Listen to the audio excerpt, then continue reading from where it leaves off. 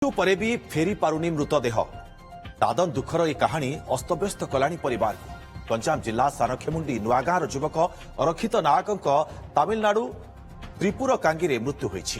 ଦାଦନ ଖଟିବାକୁ ଯାଇଥିବା ଅରକ୍ଷିତ ବିଦ୍ୟୁତ ସଂସ୍ପର୍ଶରେ ଆସି ପ୍ରାଣ ହରାଇଛନ୍ତି। ହେଲେ 2 ଦିନ ହେଲାଣି ତାଙ୍କ ମୃତଦେହ ସେଠାରୁ ଆସିପାରୁନି। ଖବର ପ୍ରସାରଣ ପରେ ଚେତିଛି ଜିଲ୍ଲା ପ୍ରଶାସନ। ଶ୍ରମ ବିଭାଗକୁ ଜିଲ୍ଲାପାଳ ନିର୍ଦ୍ଦେଶ ଦେବା ପରେ ଏବେ ତତ୍ପରତା ପ୍ରକାଶ ପାଇଛି। ଘରେ ଏକମାତ୍ର ରୋଜଗାରକ୍ଷମ ଥିଲେ ଅରକ୍ଷିତ। ତାଙ୍କ ପରେ କେମିତି ପରିବାର ଚଳିବ ତାକୁ ନେଇ ଚିନ୍ତାରେ ପୁରା ପରିବାର ଲୋକେ। डिटेल्स आम पाइछु लेबर अफिसर तरफ सब प्रकार व्यवस्था करा जिते भी एमती आमको इनफर्मेशन आसूची आम पूरा पूरी सहयोग करुछु मॉर्टल रिमेन्स आने सब प्रकार एयर माध्यम रे हो बा ट्रेन रे मध्य आने आम सब प्रकार व्यवस्था करुछु ex gratia assistance case to case basis रे दिया निश्चित इकोनॉमिक स्टेटस देखला निश्चित जिला प्रशासन तरफ सहायता दिया।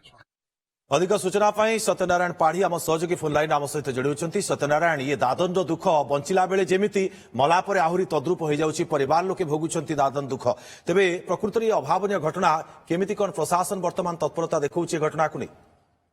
दुर्गा देखंतु जो दादन श्रमिकों मृत 2 दिन हेलानी बीतिलानी जहाको नहीं परिवार संपूर्ण भांगी पड़छंती कांद बोबाली रे फाटी पड़छि पूरा परिवेश गाँ पूरा संपूर्ण स्तब्ध हो जाती जेहेतु पूर्वर बापांकर मृत्यु होता वर्तमान घर एकमात्र रोजगारिया पुअर मृत्यु होती जहाँकि प्रशासन जानिया परे जिला प्रशासन जिलापाल श्रम विभाग हस्तक्षेप पर वर्तमान सेठारु शव बाहरी पड़ी गाँ अभिमुखे बाहरी पड़ी जहाँकि सूचना आसी गतकाली आसंता काली पहुंचो गतकाली दादन श्रमिक मृत्यु घटी किंतु तार 2 दिन पर प्रशासन हस्तक्षेप पर आसंता काली सब तमिलनाडु गाँव रे निज जन्ममाटी पहुंचो।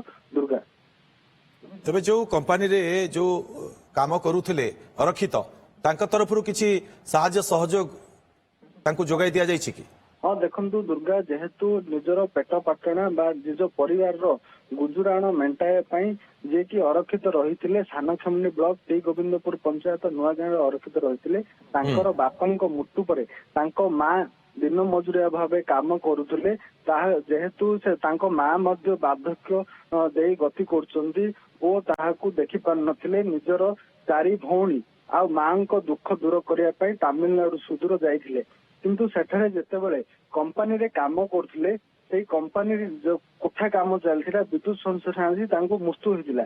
निश्चित भाव में घरर एकमात्र रोजगारिया पुओ थिले अरक्षित तेबे तांका मृत्यु पर चिंतार परिवार रही आगो केमिति चलिबो परिवार एवं अन्यपटे प्रशासन वर्तमान तत्पर रही घटना को नहीं। बहुत बहुत धन्यवाद आपको तमाम सूचना सत्यनारायण।